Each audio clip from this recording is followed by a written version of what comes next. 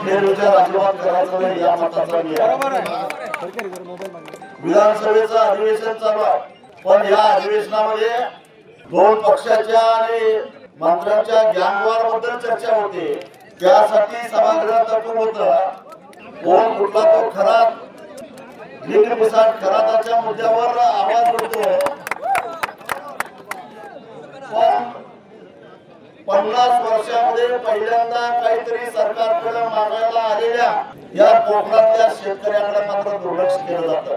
एवढंच नव्हे तर या आंदोलनाला एक प्रकारे वाहतूक वळवलेली, याचा अर्थ तुम्हाला अद्दल घडवण्यासाठीच ही वाहतूक वळवलेली असं म्हटलं काही चुकीचं ठरणार नाही। म्हणजे उन्हात दिवसभर करपून मला इथं आम्ही आमची सोय बघितलेली आहे, पण प्रशासनाला हे माहिती नाही, अरे छत्रपती शिवाजी महाराजांची आवड आहे।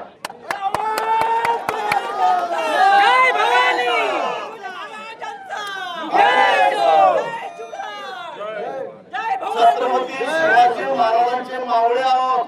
कात्रजचा घाट कसा दाखवायचा आम्हाला चांगलं माहिती आहे, आणि शहीद देवगणाची बोटं कशी छाटायची हेही चांगलं आम्हाला माहिती आहे।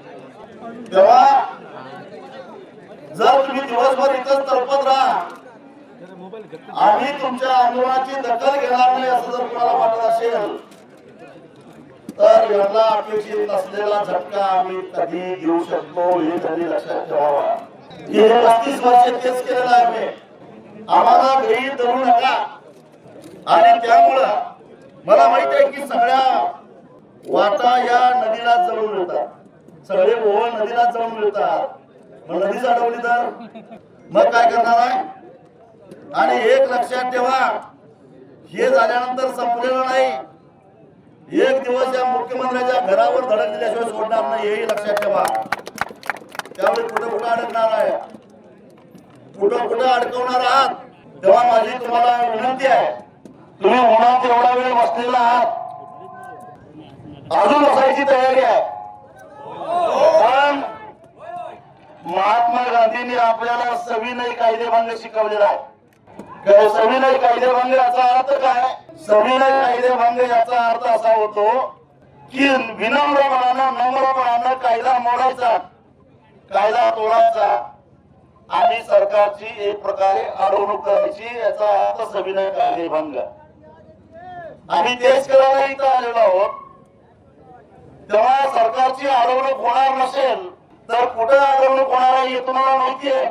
आता जर का उन्हाळ्यामध्ये आपण इथं एकत्र बसत असलो तर उन्हामध्ये 5-6 किलोमीटर चालायला तुम्हाला काय अवघड आहे का?